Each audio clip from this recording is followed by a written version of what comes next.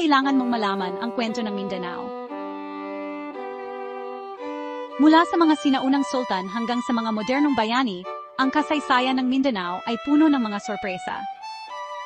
Handa ng tuklasin. Tara na! Bago pa man dumating ang mga Espanyol, umuunlad na ang kalakalan sa Mindanao.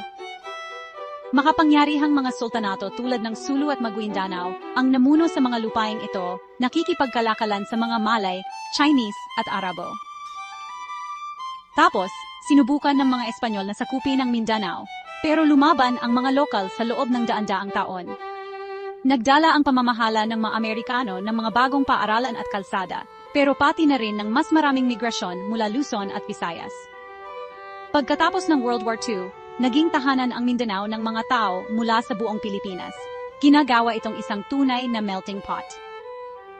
Ngayon, kilala ang Mindanao sa magagandang tanawin nito, matitibay na kultura, at pag-asa para sa pangmatagalang kapayapaan. At yan ang isang mabilis na paglalakbay sa kamangha-manghang kwento ng Mindanao. Ibahagi ito kung may natutunan kang bago.